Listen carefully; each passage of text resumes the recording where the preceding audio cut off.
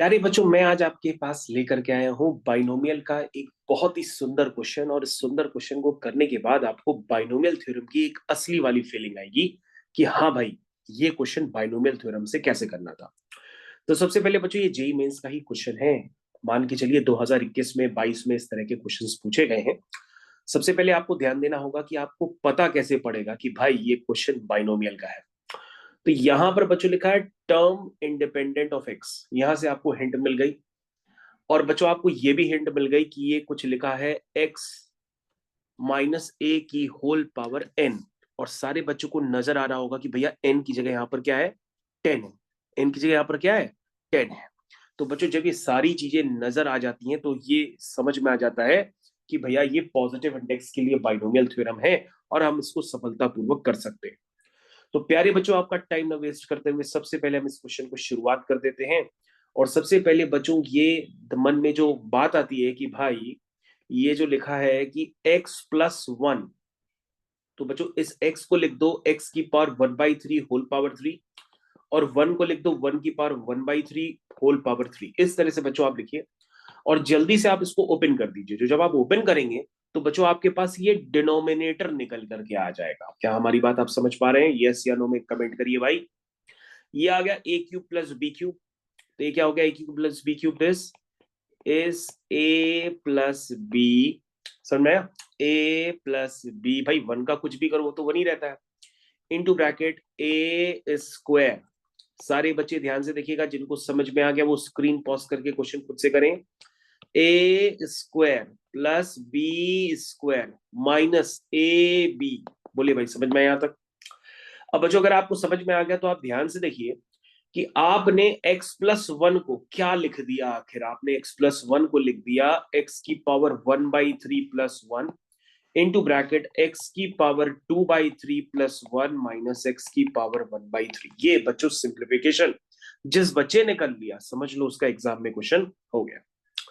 इसके बाद बच्चों हम आपका टाइम बिल्कुल अभी और वेस्ट नहीं करेंगे। हम बस आपसे ये पूछना चाह रहे हैं कि भाई जो साथ में उसके बगल वाला टर्म है, which is x-1 upon x की पावर हाफ, अगर हम इसको सिंप्लीफाई करेंगे तो क्या होगा? तो तुम कहोगे सर ये तो बहुत आसान है। हमने कहा कैसे? कहोगे सर जो नीचे आप लिखे हैं ना उस x को, यानी नीचे यार ये वाला x, इस x और इस रूट x को देख के एक बात तो फील आ रही है कि भैया रूट x कॉमन ले लें। क्या ले लें? रूट x कॉमन ले लें। बोलो भाई, सबको समझ में आ गया? थम्स अप का बटन दबा दीजिए।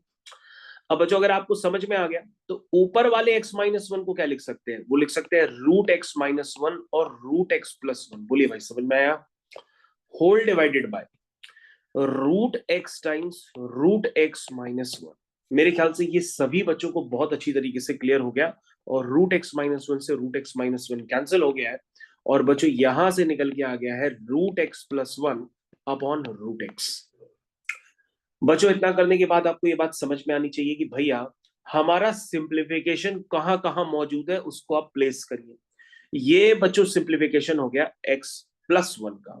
और ये बच्चों पूरा पूरा सेकेंड टर्म का सिंप्लीफिकेशन हो गया। वहां पे पुट कर दीजिए, ज्यादा मत सोचिए, क्योंकि जैसे ही आप उसको पुट करेंगे, पुट करिए, तो आपके पास सिर्फ न्यूमिनेटर में, यानी जो फर्स्ट टर्म है ना उसमें न्यूमिनेटर में क्या बचेगा? सिर्फ बचेगा x की पावर 1/3+1। और नीचे वाला तो कैंसिल हो जाएगा, नीचे वाला बच्चों कैंसिल हो जाएगा। और बच्चों यहां पर माइनस के बाद जो आपने सिंप्लीफाई किया है, which is root x+1 upon root x. यहां तक सबको क्लियर है? इसको अलग अलग लिखेंगे तो ये हो जाएगा 1+1 अपॉन रूट एक्स। जरा यहां पर सारे बच्चे बहुत अच्छी तरीके से ध्यान देंगे, इसको सिंप्लीफाई करिए। तो ये हो जाएगा x की पावर 1/3+1 -1 -1/√x होल पावर 10। अब बच्चों 1 से 1 तो कैंसिल हो जाएगा, सिर्फ क्या बचेगा? x की पावर 1/3 -1/√x की होल पावर 10।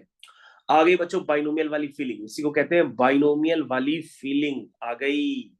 इसका मतलब अब तो बच्चों क्वेश्चन हो गया। हम सबसे पहले इसका जनरल टर्म लिखते हैं। जनरल टर्म लिखना तो आपके बाएं हाथ का काम है। TR+1 is equal to NCR x की पावर n-r इंटू ए की पावर r।